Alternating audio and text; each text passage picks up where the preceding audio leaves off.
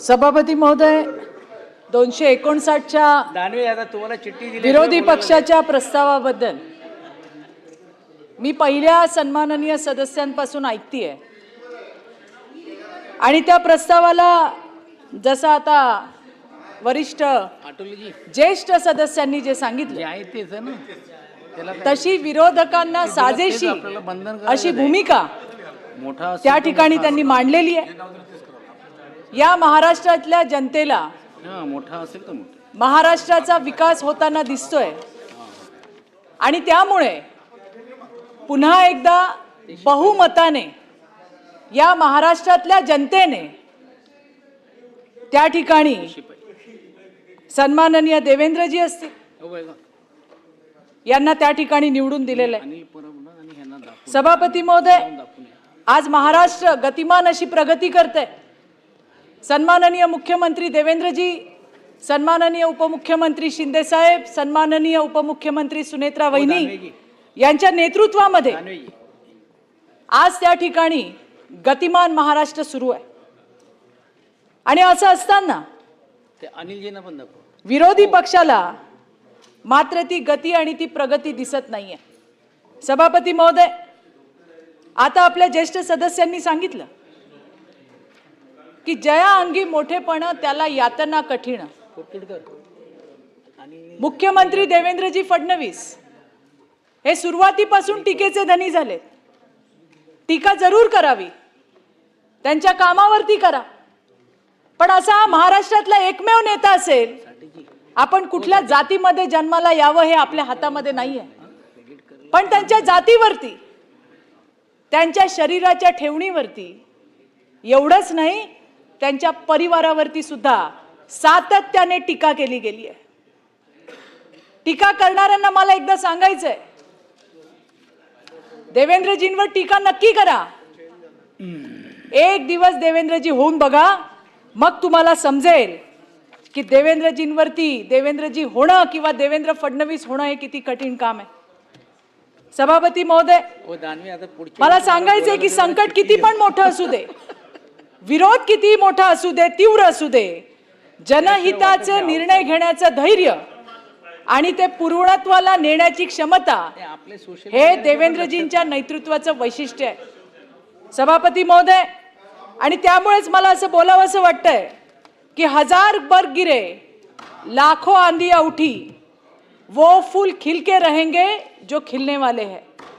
सभापती महोदय, आमच्या देवाभाऊंच्या नेतृत्वाची हीच ओळख आहे। आता मी 2-3 विषयांवरती बोलणार आहे, ज्याचा उल्लेख केला गेला, आणि तो म्हणजे लॉ अँड ऑर्डरचा, महिलांशी अतिशय निगडीत असलेला हा विषय आहे। राज्यातील महिलांना आर्थिक सक्षम करण्याबरोबर लाडक्या बहिणीची एक आर्थिक आधाराची ढाल, एक कवच देण्याचं काम सरकारच्या माध्यमातून झालंय। त्याचबरोबरीने चाय पिके जल्ली राजमाता जिजाऊंच्या नावाने नाममात्र 1 रुपये भाडे तत्वावरती महिलांना बांबूची लागवड आणि नेपियर ग्रास उगवण्यासाठीचा एक GR सुद्धा त्या ठिकाणी शासन निर्णय झालाय, ज्याचा उपयोग, ज्याचा फायदा हा राज्यातल्या हजारो ग्रामीण माझ्या भगिनींना होणार आहे। कालच राज्यातल्या शेती कसणाऱ्या महिला शेतकऱ्यांना शेतकरी प्रमाणपत्र दिलं जाणार आहे।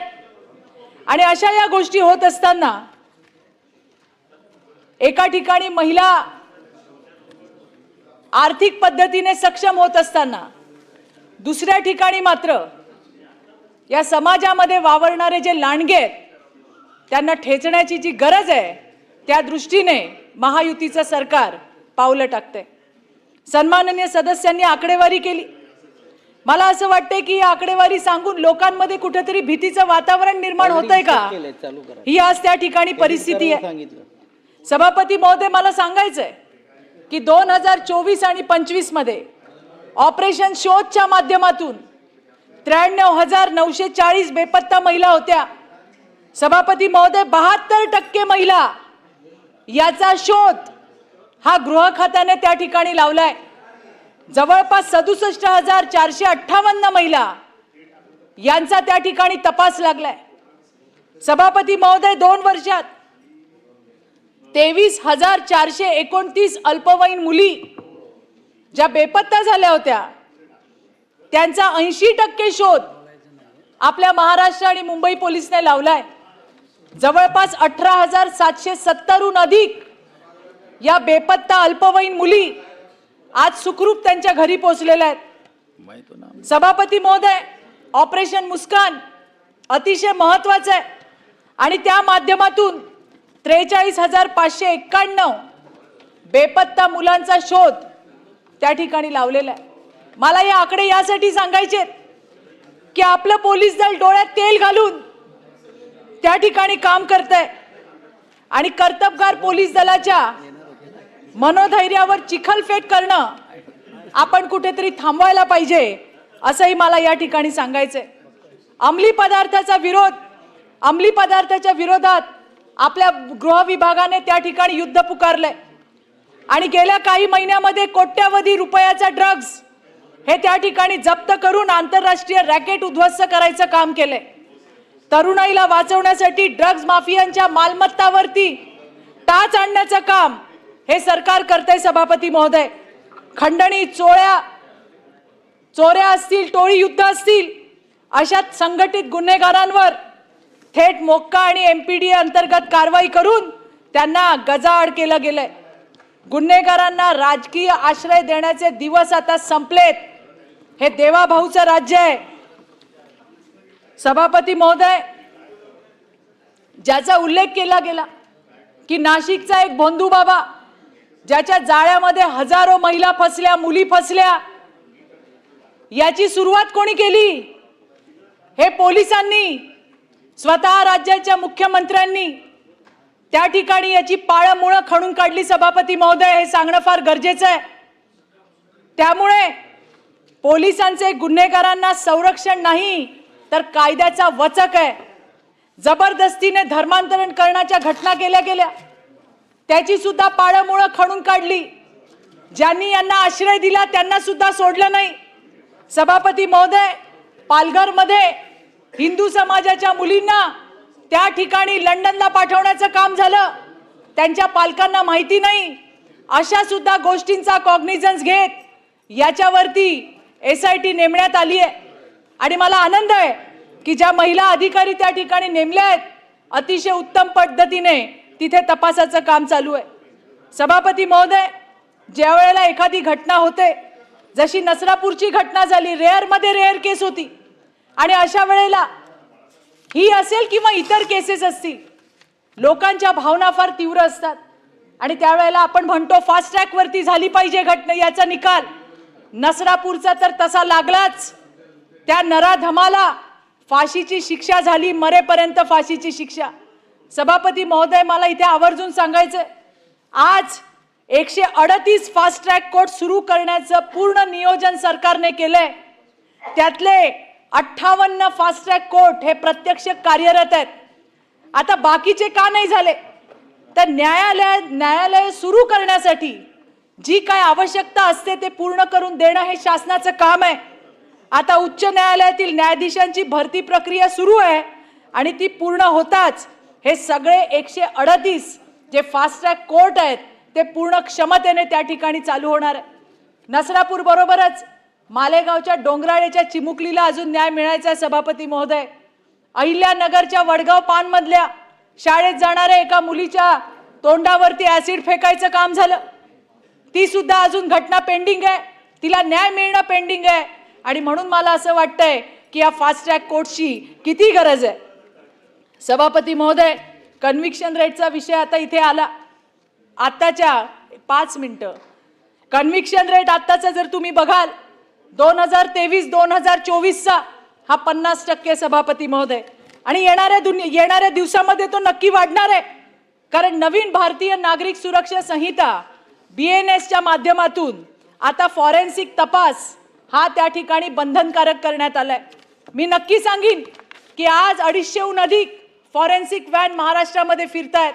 नसरापूरच्या केसमध्ये सुद्धा सतेजी जो पाठपुरावा झाला त्या केसला स्ट्रॉंग करण्यासाठी फॉरेन्सिकचे एव्हिडन्स हे अतिशय महत्त्वाचे होते आणि त्यामुळेच आता ही जी प्रोव्हिजन देवेंद्रजींनी आणली आहे की प्रत्येक जिल्ह्यात एक फॉरेन्सिक व्हॅन असेल, तिथल्या तिथे पुरावे जे आहेत ते त्या ठिकाणी घेतले जातील.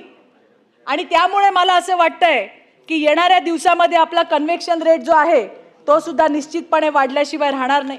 112 सारखी आपली एक ज्याला आपण म्हणू इमर्जन्सी रिस्पॉन्स सिस्टीम आहे, त्याची सुद्धा अजून त्याची आपल्याला जनजागृती करणं हे अतिशय गरजेचं आहे असं मला त्या ठिकाणी वाटतंय.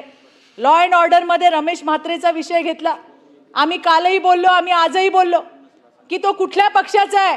स्वतः शिंदे साहेबांना सुद्धा हे पटणारं नाहीये की या पद्धतीने एखादा नगरसेवक महिला असणाऱ्या नर्सेसवरती किंवा डॉक्टरवरती त्या ठिकाणी हल्ला करतो. आमचे गटनेता प्रवीण भाऊंनी आणखीन सुद्धा त्या ठिकाणी उदाहरणं दिली आहेत. तो कुठल्या पक्षाचा आहे हे महत्वाचं नाही, तो आमच्या पक्षाचा असला, सत्ताधारी पक्षाचा जरी असला तरी कुणालाही कायदा हातात घेण्याचं स्वातंत्र्य नाही. आणि त्यामुळे अटकही झाली आणि शिक्षा सुद्धा त्या ठिकाणी सभापती महोदय होणार आहे. विषय होता कनेक्टिंग लिंकचा, मिसिंग लिंकचा. आता त्या ठिकाणी पहिल्या पावसामध्ये जे परिणय फुकेंनी सांगितलं की वरून एक दरड पडली आणि एंट्रन्सचा जो भाग होता तो डॅमेज झाला. पण एवढ्या किरकोळ तांत्रिक बाबीचा आधार घेत त्या ठिकाणी एवढ्या भव्य प्रकल्पावरती प्रश्नचिन्ह उभं करणं म्हणजे हा बालिशपणा आहे असं मला वाटतं. सभापती महोदय, शासकीय नियमानुसार कुठल्याही मोठ्या प्रकल्पाचं काम हे पूर्ण झाल्यानंतर ठराविक वर्षांपर्यंत डिफेक्ट लायबिलिटी पिरियड असतो. सभापती महोदय, 5 मिनिटं फक्त. अगोदर तुम्ही झालं. 5 मिनिटं बोला. मध्ये माझा बराच वेळ गेला. म्हणून या काळामध्ये या डिफेक्ट लायबिलिटी पिरियड मध्ये जर खड्डे आढळले, काही त्रुटी आढळल्या तर कंत्राटदाराला स्वतःच्या खर्चाने त्या दुरुस्त करून द्यायच्या आहेत. त्यासाठी सरकार एक नवीन पैसा सुद्धा देत नाही मिलिंद. आणि यामुळे कंत्राटदाराकडून स्वखर्चाने दुरुस्ती करून द्यावे असे आदेश सुद्धा दिलेले आहेत. ज्या कंत्राटदारांनी दर्जाहीन कामे केली त्यांना ब्लॅकलिस्ट करायचं धाडस सुद्धा देवेंद्रजी फडणवीस यांनी दाखवलंय. आमच्या काळामध्ये थर्ड पार्टी ऑडिट हा प्रकार जो आहे तो आम्ही सुरू केला. विरोधकांच्या पोटशूळ उठायचं कारण मला असं वाटतंय की त्यांच्या कार्यकाळात एकही कुठला प्रकल्प पूर्ण केला नाही आणि त्यामुळे हा पोटामध्ये पोटशूळ उडायचं कारण आहे. विरोधी पक्षांनी बाहेर काय वक्तव्य केली किंवा इतर कोणी जी काही वक्तव्य केली, अहंकाराची भाषा करणाऱ्यांनी आधी स्वतःच्या पायाखाली काय जळतंय ते पाहायला पाहिजे. ज्यांना विकास कामांमध्ये फक्त त्रुटी शोधायची सवय लागली आहे त्यांना तिथे विकास दिसणार नाही. काल माननीय मुख्यमंत्र्यांनी जे वक्तव्य केलं त्याचा विपर्यास केला. मुख्यमंत्र्यांचा कालचा रोख हा राज्याचा विकास रोखण्यासाठी सुपारी घेऊन बसलेल्या टूलकिटवर होता. आणि जर कुणी खोटे नरेटिव्ह पसरून महाराष्ट्राला बदनाम करत असेल तर कायदा काय असतो हे दाखवून देईल असं त्यांनी म्हटलं. हा अहंकार नाही तर खोटारड्यांवरती कायद्याचा दाखवलेला दरार आहे. सभापती महोदय, मला म्हणायचंय टगे आणि टार्गट येतील आणि जातील, त्यांचा आवाज काळामध्ये विरून जाईल, पण देवाभाऊच्या विकासाची गाथा मात्र पिढ्यानपिढ्या महाराष्ट्र गात राहील. हे माझे शब्द आज तुम्ही लिहून ठेवा. सभापती महोदय, महत्वाचे पॉइंट आहेत म्हणून 2 मिनिटं. मगाशी सन्माननीय सदस्यांनी पार्टींमधल्या बऱ्याच लोकांची उदाहरणं सांगितली की सत्ताधारी पार्टीमध्ये काय चाललंय, यांचे कार्यकर्ते काय करतात, यांचे नेते काय करतात. मी फार नाही 4च उदाहरणं देते आणि ती पण ताजी उदाहरणं आहेत. त्यामुळे मला हे सांगायचंय की कुठल्याही पक्ष आपल्या नेत्याला किंवा कार्यकर्त्याला हे सांगत नाही किंवा हे शिकवत नाही की तू हे कर, परंतु ज्या वेळेला बोलण्याची वेळ येते त्यावेळेला पॉइंट आउट करून दिलं जातं की भाजपात काय चाललंय, शिवसेनेत काय चाललंय, राष्ट्रवादीत काय चाललंय. त्यामुळे हे थोडंसं बोलणं गरजेचं आहे आणि म्हणून 2 मिनिटं द्या. किती कार्यकर्ते आणि किती नेते यांच्यावर विनयभंग आणि बलात्काराच्या केसेस आहेत. आकडे ताजे आहेत. नोव्हेंबर 25 विरोधी पक्षाच्या मुख्य जनसंपर्क आणि सोशल मीडिया टीम मधल्या एका बड्या नेत्याने त्याच्याच पक्षाच्या महिला सहकार्याशी अश्लील वर्तन केल्याची घटना आहे. आणि तिला थांबवायला तिथले मोठे नेते थांबले होते, पण तिचा सरकारवरती विश्वास आहे, देवा भाऊवर विश्वास आहे आणि ती पोलीस स्टेशनला गेली, गुन्हा रजिस्टर्ड झाला. जानेवारी 26 आंदोलनाच्या गर्दीचा फायदा घेतला सभापती महोदय, महत्वाचं आहे.